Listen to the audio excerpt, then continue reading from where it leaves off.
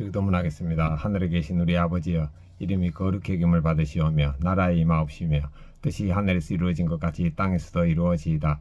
오늘 우리에게 일용할 양식을 주옵시고 우리가 우리에게 죄 지은 자를 사하여 준 것 같이 우리의 죄를 사하여 주옵시고 우리를 시험에 들게 하지 마옵시며 다만 악에서 구하옵소서. 나라와 권세와 영광이 아버지께 영원히 싸움나이다. 아멘. 찬송가 434장 1절 부르겠습니다. 나의 갈 길 다가도록 내가 선한 싸움을 싸우고 나의 달려갈 길을 마치고 믿음을 가졌으니 새 찬송가 384장입니다. 나의 갈 길 다가도록 예수님이 인도하시니 내 주님 안에 있는 긍휼 어찌 의심하리요. 믿음으로 사는 자는 하늘 위로 받겠네. 무슨 일을 만나든지 만사 형통하리라. 무슨 일을 만나든지 만사 형통하리라. 아멘. 아멘. 네, 사무엘하 3장 12절부터 19절입니다.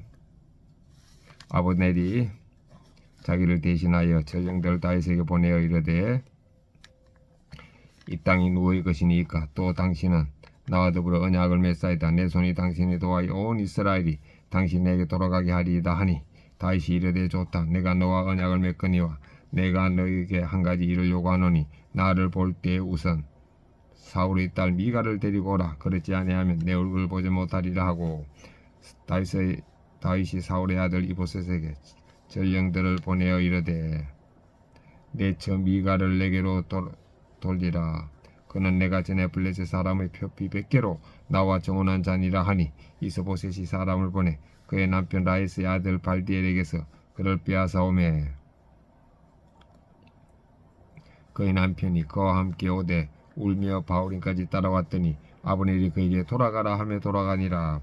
아브넬이 이스라엘 장로들에게 말하 이르되 너희가 여러 번 다윗을 너희의 임금으로 세우기를 구하였으니 이제 그대로 하라. 여호와께서 이미 다윗에 대하여 말씀하시기를 내가 내 종 다윗의 손으로 내 백성 이스라엘을 구원하여 블레셋 사람의 손과 모든 대적의 손에서 벗어나게 하렸음이라 하고 아브넬이 또 베냐민 사람이기에 말하고 아브넬이 이스라엘과 베냐민의 온 집이 선하게 여기는 모든 것을 다윗의 귀에 말하려고 헤브론으로 가니라. 묵상하겠습니다. 12절부터 13절입니다.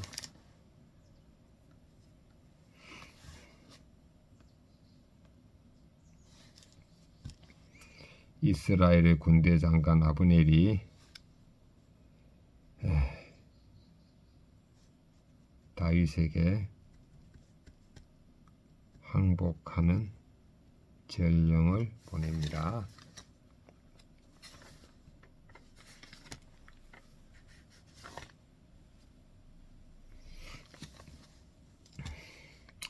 이스보셋에게 사울의 첩과 강간한 것을 책망받고 이런 행동을 했네요. 그때 다윗은 자기의 아내 미가를 데려오라고 합니다. 14절부터 16절입니다.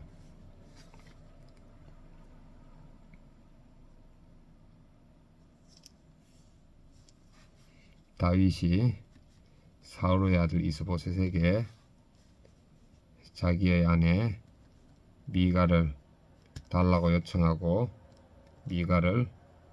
이스보셋은 미가를 다윗에게 보냅니다. 그 다음에 17절부터 19절입니다.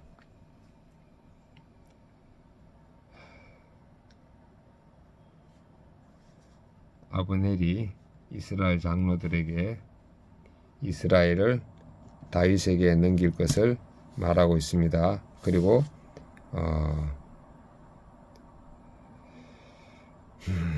이를 위해 헤브론으로 갑니다. 결국은 아브넬이 자기가 세운 왕을 배반하는 거네요. 책망받았다고. 적용. 저는 죽었고 예수님이 사심을 의식하면서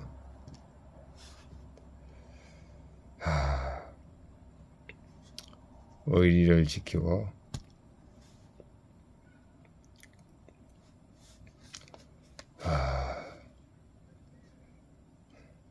사람들을 미워하지 않고 사랑하고 섬기겠습니다.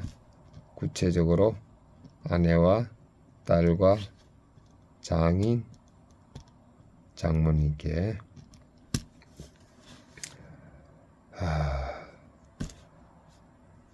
두 번째, 왼손은 주먹을 쥐고 예수님과 십자가에 못 박혔음을 의식하고 오른손은 주먹을 쥐고 예수님과 손잡고 있음을 의식하겠습니다.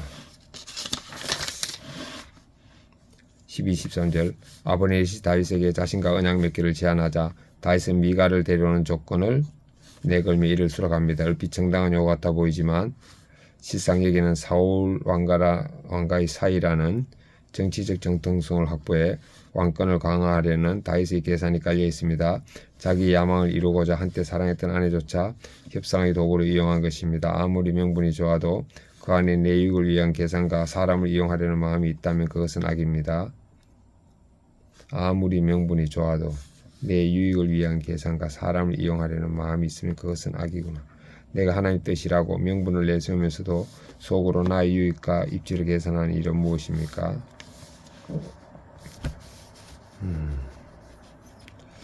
미갈의 남편 발디엘은 울며 자기 아내를 뒤따르다가 한원 수 없이 돌아갑니다. 다윗의 정치적 계산과 사울의 죄로 얽힌 가정사가 애꿎은 한 가정을 파탄에 이르게 합니다. 다윗은 이스라엘 왕으로 세워지지만 그 역시 이 과정에서 타인의 눈물을 흘리게 하는 연약하고 악한 죄인일 뿐입니다. 그러나 하나님은 이런 인간의 죄와 아픔조차 구속의 역사 속으로 안고 가십니다. 그리고 마침내 다윗의 가문을 통해 자기 뜻을 이루십니다. 나의 욕심을 채우고 성공하고자 누군가를 울게 만든 적은 없습니까? 내 죄로 인해 상처받은 사람들을 위해 어떻게 기도하겠습니까? 아브넬은 여호와께서 이미 다윗에 대하여 말씀하시기를 이라고 하며 이스라엘 장로들을 설득합니다. 그는 다윗을 왕으로 세우는 것이 하나님의 뜻임을 알고 있었음에도 자기 권력을 유지하고자 지금까지 그를 대적했습니다. 그러나 상황이 불리해지자 하나님의 말씀을 이용해 자신의 배신을 정당화합니다.